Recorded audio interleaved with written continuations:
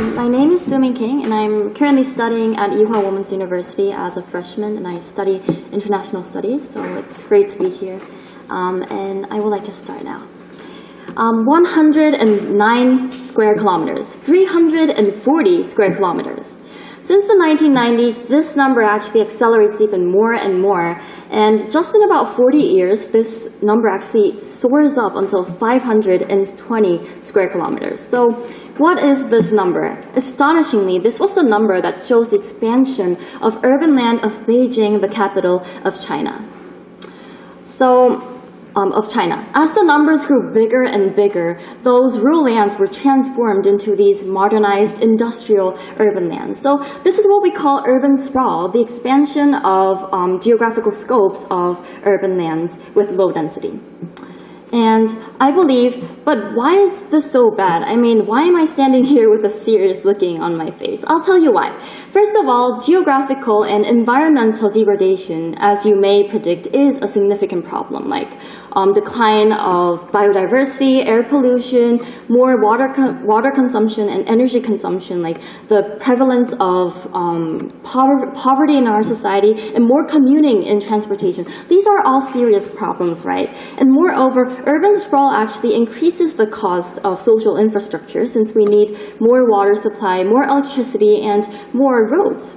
But the point that I want to point out today is the problem of isolation within the whole society.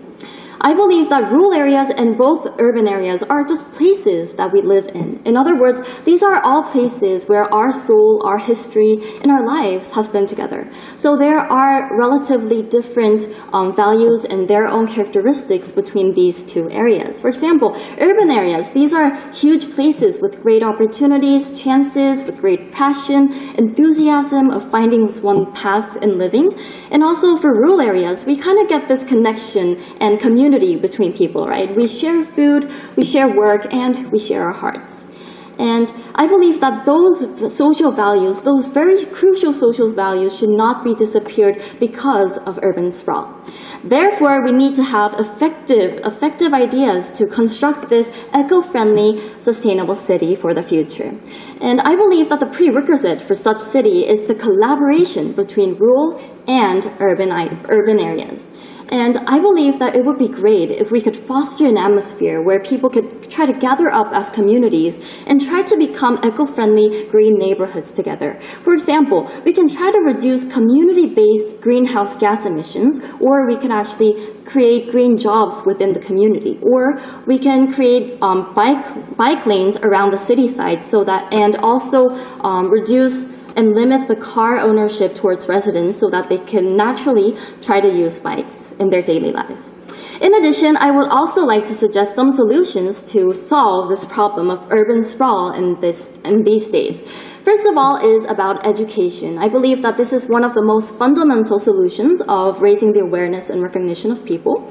And it would be great if schools can actually teach people and students how to build their own greenhouses and how to manage all those green neighborhoods together. And also the second solution is about law. I believe that stricter law systems could actually at least make people awaken than before, and through the process of actually applying these serious problems right into their daily lives. For example, it would be great if we could actually pass a law that actually lets people to build apartments or new cities only when the demand is clearly higher than the supply. And also, taxation is an important part of law systems too. We can actually reinforce tollgate taxation because one of the reasons of urban sprawl is because of a lot of movement between areas and areas. And last but not least, I would like to emphasize the last solution, which is about specializing rural areas. I believe that if rural areas could be specialized enough with their own values, their own symbols, their own local products, or their own tourist attractions, then maybe the possibility of those areas to become urbanized could significantly reduce compared to the past. So I think that it would be great if governments or local organizations can come up with fresh ideas and communicate with those residents together and come out with solutions matched for each local areas. Cities are places where we live, and I believe that how cities look like represents how we are living. In other words, if we go one step further, cities are representing who we are. Along with the hope to make an eco-friendly, sustainable city, I would like to end my speech. Thank you. Is your vision of an eco-friendly city, is it compatible with capitalism, do you think? Capitalism? I mean, because when I think of urban sprawl, I think of building more and more apartments. Many of them remain empty because the people that buy them are they're just investments. They're not, no one's living there. They're just holding on to the money, but it's affecting our, I guess you could say the contents of our city because it's getting bigger and bigger, but it's not focused like the way you outlined in your speech. So I'm just wondering, do you think it's compatible? What would be the economic incentive to make a city eco-friendly? Eco-friendly.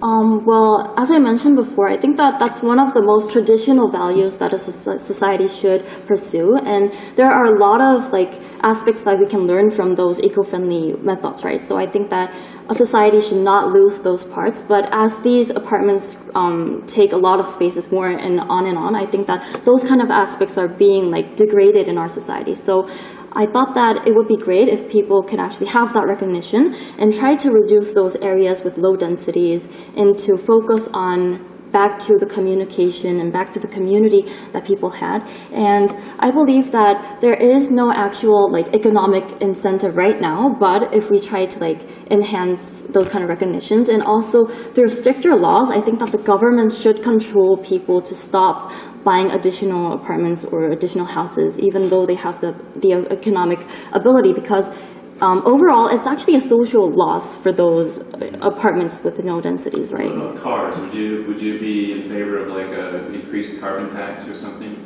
to try to incentivize people through higher payments for gas to start using some of the public transportation? Oh, yes. Is what a city should be about, I think. I think that should be reinforced more, even though it's happening still currently. I think that it should be reinforced more compared to right now.